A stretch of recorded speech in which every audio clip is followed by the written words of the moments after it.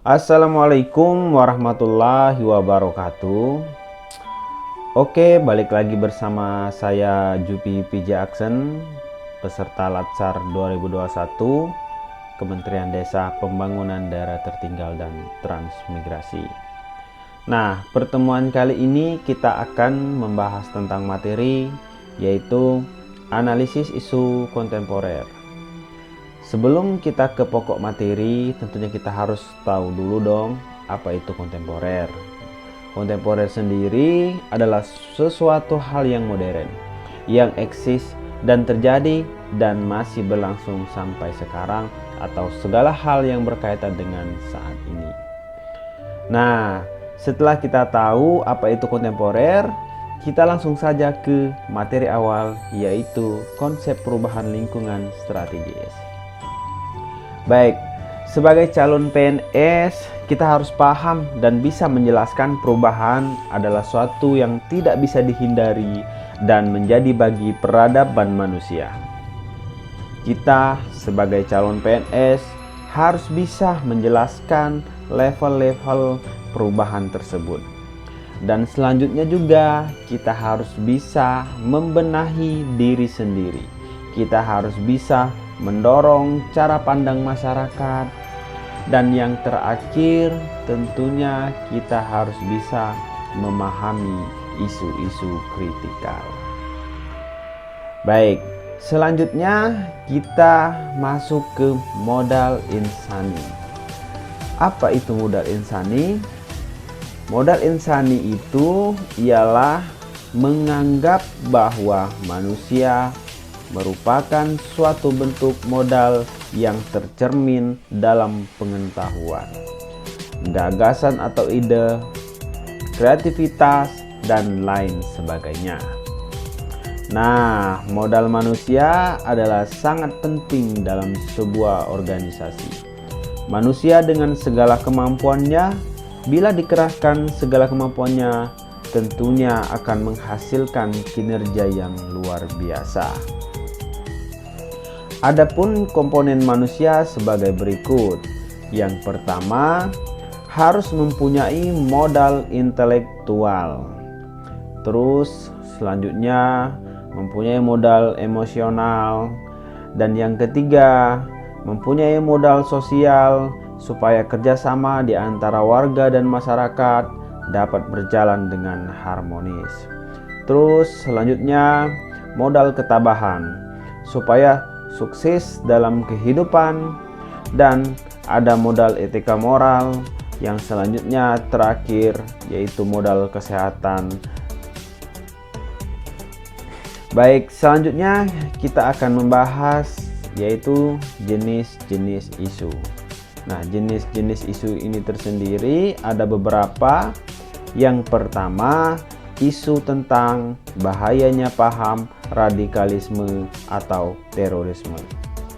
Selanjutnya, adanya yang namanya cybercrime atau kejahatan-kejahatan yang berupa teknologi komputer, internet, dan lain sebagainya. Terus ada juga isu tentang korupsi. Nah, tentunya kalau isu ini hampir setiap hari kita mendengarnya. Lalu ada isu pencucian uang. Ini juga sering kita dengar ya teman-teman. Seterusnya ada isu tentang proxy war. Sebagai ASN, kita harus membangun kesadaran anti proxy war ini dengan mengedepankan kesadaran bela negara, tentunya melalui pengamalan nilai-nilai Pancasila. Karena Pancasila selaku ideologi yang menjadi fundamental bangsa Indonesia yang terbentuk berdasarkan kondisi bangsa Indonesia sendiri yang multikultural, mempunyai keanekaragaman budaya, adat, suku, bangsa, dan bahasa serta agama yang berbeda-beda dari Sabang sampai Merauke. Baik teman-teman, terakhir materi yang akan kita bahas yaitu metode-metode dalam menentukan isu-isu. Apa saja? Yang pertama ada yang namanya metode APKL, di mana metode ini yang disebut metode yang aktual, terus yang problematik dan khalayak, dan yang tentunya layak. Nah, selanjutnya ada metode USG. Nah, metode ini sering kita dengar ya teman-teman. Metode ini biasanya digunakan menentukan isu-isu yang paling USG. USG sendiri adalah urgency, seriousness, dan growth.